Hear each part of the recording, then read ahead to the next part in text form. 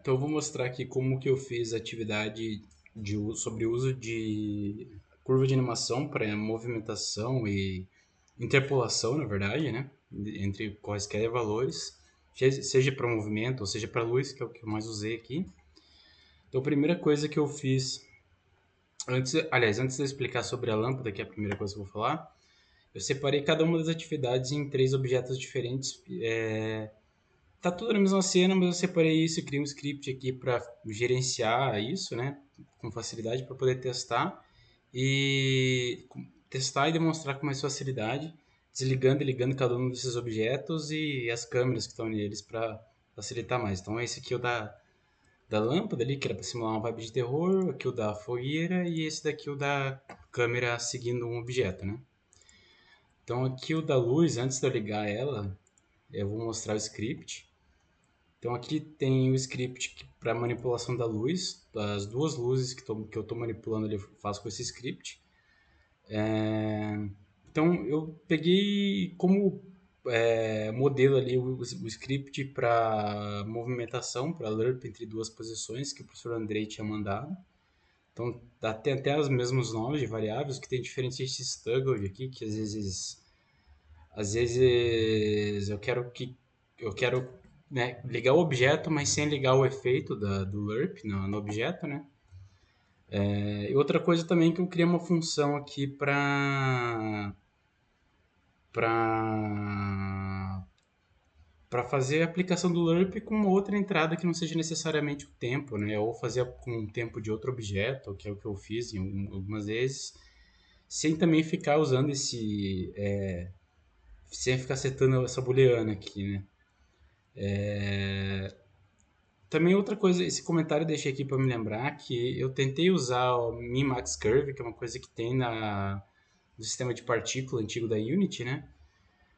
E até tem um uso dele, mas na câmera ali. Mas eu já vou explicar o porquê que eu acabei desistindo de usar esse Min-Max aqui, que era para ser uma coisa aleatória, para fazer o efeito da iluminação lá, mas eu acabei largando mão.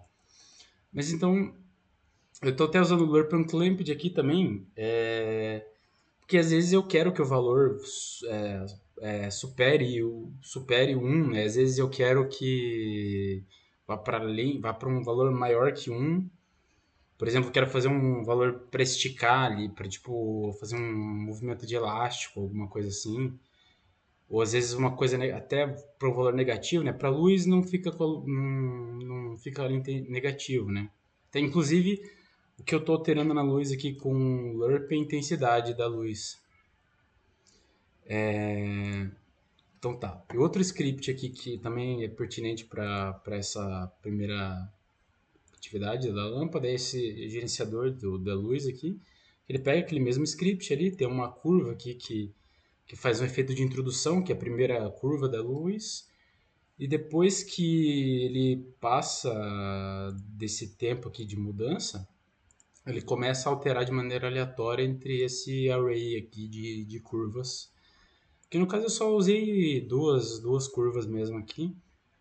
Então a cada 2 segundos, ele primeiro usa essa curva e depois a cada 2 segundos ele começa a alterar entre essas duas curvas aqui. Então aqui foi a primeira curva e agora está alterando entre essas duas aqui. Dá até para ver aqui, ó, de pouquinho em pouquinho que ele altera a cada 2 segundos aqui a curva. Para dar uma sensação mais. Ficou meio bruto a transição entre as curvas, assim. Mas acho que deu pelo menos para ver essa mudança ali. Então, o próximo daí é a atividade da fogueira, né? Que não sei se talvez ficou bom o suficiente para ver, mas tentei sincronizar ali o tempo de o spawn rate da partícula com a intensidade da lâmpada aqui. Isso eu fiz aqui com... Aqui eu estou usando o mesmo script para fazer lerp da luz, né? Com e daí o que acontece? Tem esse sistema de partícula, inclusive, eu peguei desse vídeo aqui. Sinceramente, eu nem cheguei a assistir o vídeo, eu só peguei aqui o projeto pronto do rapaz que postou o vídeo.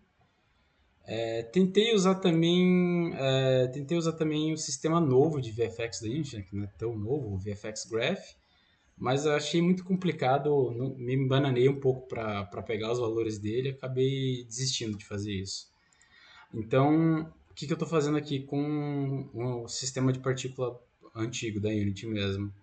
Eu altero o rate over time aqui, então desses quatro sistemas aqui, inclusive, todos eles têm alterado por esse script aqui. Então tem uma curva para iluminação e outra curva para o fogo, né? No final das contas eu separei, mas acabei usando exatamente a mesma curva para os dois. O que muda e tem um multiplicador aqui para as partículas. O que muda é que a partícula tem um offset aqui, porque tem um. Eu não sei se entendi muito bem como que funciona, né, o sistema de partícula, mas quando eu altero o valor do spawn rate ali, do, do rate over time, de emissão, ainda tem partícula viva, né? Ainda tem partícula viva no sistema, então ele não altera de imediato. Então eu fiz isso para ter uma sincronização melhor com a iluminação. E daí o time também deixei em 4 para ficar um pouco mais rápido. E no script tem aqui a iluminação, né? Tem aqui a curva da iluminação, a curva do fogo ali. Tem os sistemas de partículas aqui, então só cada update, mais ou menos a mesma coisa. Que nem eu tinha falado, o apply of lerp lá para eu poder usar o tempo de outro script, né? Para poder sincronizar aqui com as partículas, né? Para garantir que está sincronizado com as partículas e frame by frame setado para true aqui. Aí a terceira atividade que era da câmera, né? Seguindo o objeto. Então não sei se vai dar para ver muito bem. Eu acho que está muito rápido aqui o movimento. Até usei aqui, ó. Esse já é um caso em que eu usei aqui uma curva que vai fazer uso do unclamped ali, porque ele vai um pouco para mais, um pouco mais que o 1 ali. Então, deixa eu colocar aqui 0,4. Então, vocês dá para ver que quando ele chega no objeto, ele dá uma balançada para além de onde o objeto está, que é para dar essa sensação de elasticidade para a câmera. Né? Então, atualmente está seguindo. Se eu colocar aqui também uma outra curva, vou colocar essa curva aqui, curva linear, curva não, né? Essa reta linear, na verdade, você vê que ele não tem esse mesmo movimento no final. Ou se eu colocar aqui o ease in, ease out, quando ele chega perto da câmera, ele demora um pouco mais para começar a se mover. Quando tá chegando perto do cubo, ele dá uma acelerada brusca, assim, por causa do movimento da curva aqui. E como que eu estou fazendo como que eu estou fazendo o sistema, isso, né, para a câmera seguir o cubo ali. Lembrando que é só um movimento bidimensional, é x e z só, né? Aliás, x e y, z eu não estou alterando. Inclusive aqui eu estou usando o Min-Max Curve, né, que eu vou te falar do sistema de partículas.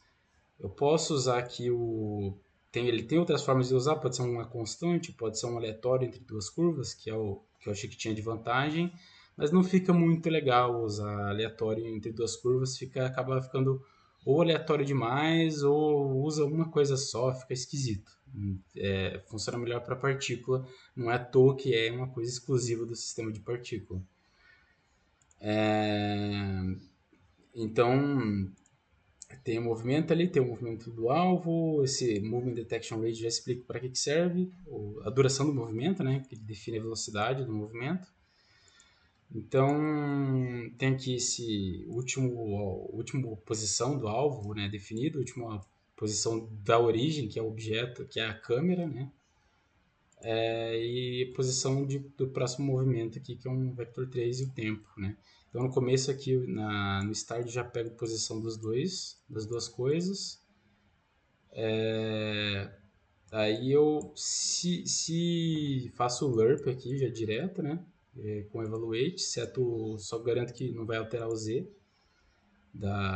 quando ele pegar a posição aqui, quando ele pegar o lerp. Então aqui ele pega a distância entre última posição definida do alvo e a posição atual do alvo nesse frame, compara ali com aquele raio que eu tinha mencionado, né? Se for menor que aquele raio, significa que não teve alteração significativa para a câmera se mover, então não faz nada. Se teve, ele redefine ali o alvo, redefine a origem, e daí ele começa a... reseta o tempo, inclusive, também. E daí ele refaz o movimento com base... Ele refaz o movimento com base no movimento que tinha anteriormente, antes do alvo se mexer. Então, tanto que esse print aqui, como dá para ver, deixa eu pegar filtrar aqui pelo print. Ó, ele não está sendo disparado nenhuma vez. Agora, se eu mover o cubo, aí já tem. Cada vez que eu movo o cubo, cada vez que tem um movimento diferente, ele começa a se mover de novo. Ele começa um lerp novo de novo. Entendeu? Cada frame ele compara a posição anterior do alvo com a posição desse frame atual. Então isso garante que não vai ter ali um acúmulo de movimento, sabe?